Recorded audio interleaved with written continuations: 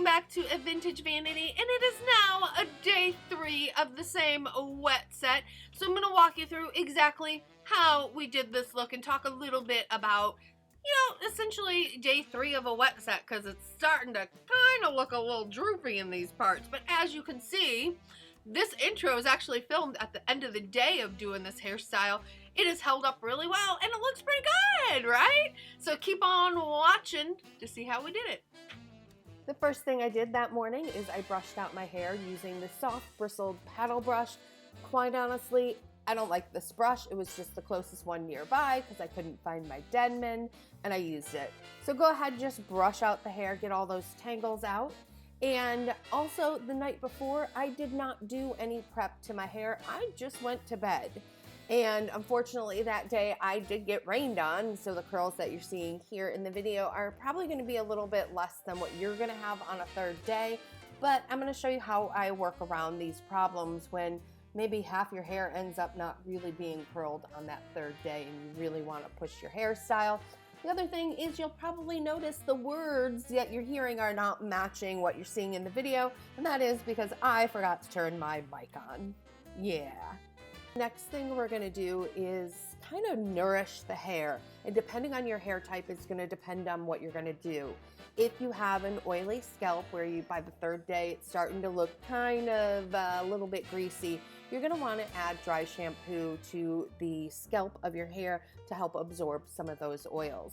Now, I'm on the opposite spectrum because I have color treated and bleached hair that you notice at the bottoms. It looks really kind of like scraggly and nasty.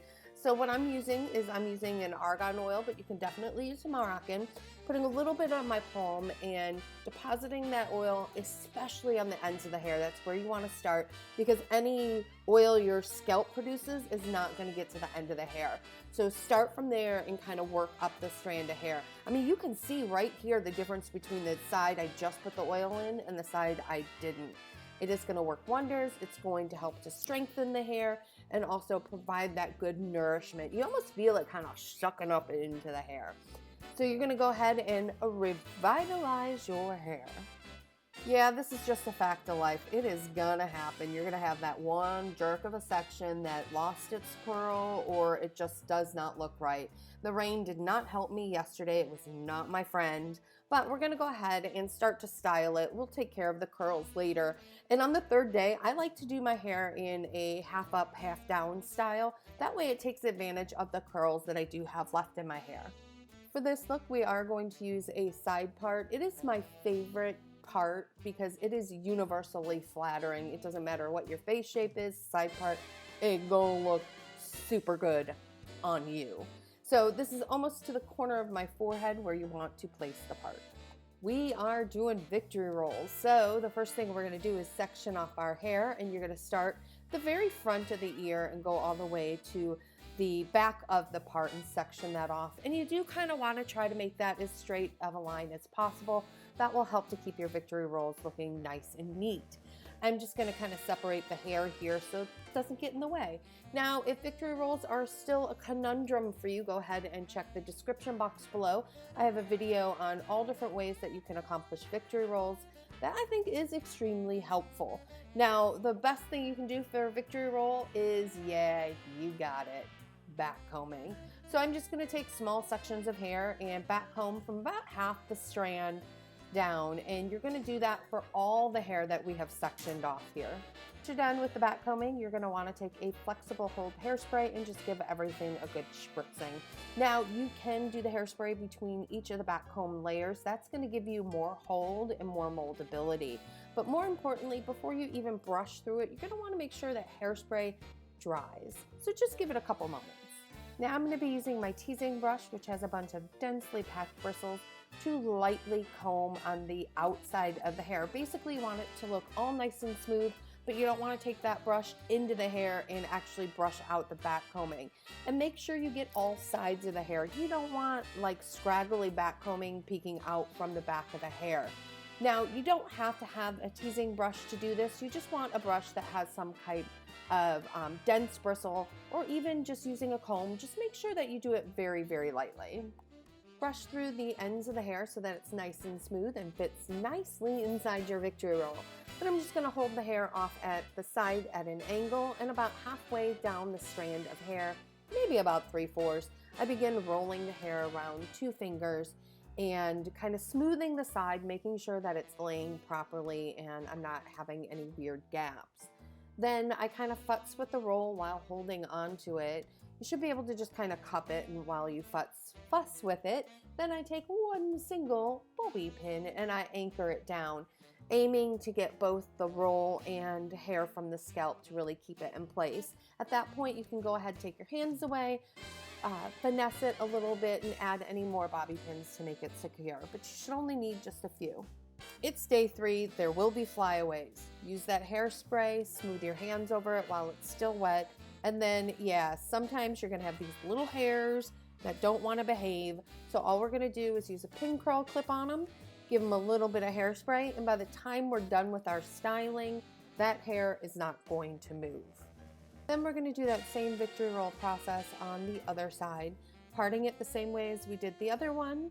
We're going to pin back the hair and tease it, smooth it out, and roll it.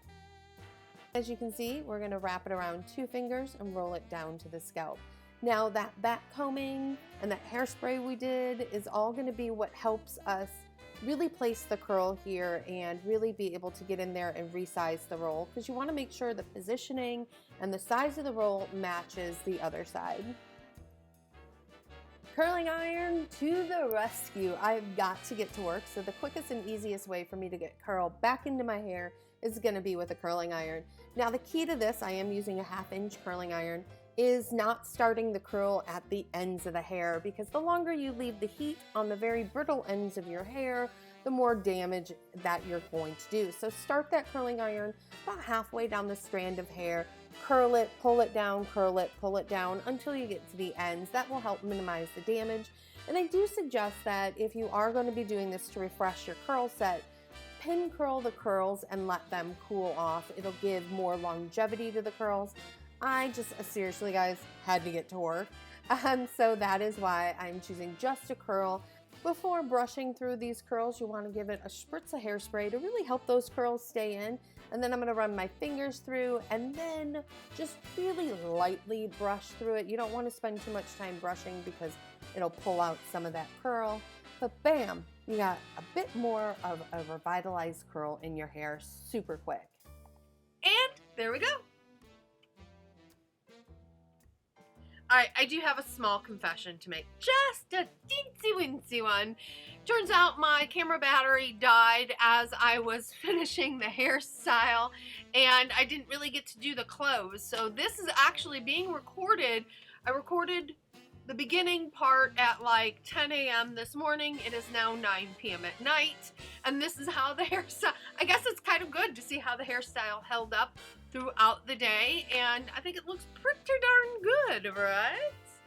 I love hearing from you, so go ahead in the comment section below. Let me know what you thought of today's hair tutorial, and tune in next week for day 4 of this wet set. Yeah, that's right. 4 days, 1 wet set. Gotta love it. I hope you guys have a great day, and I will see you soon. Bye.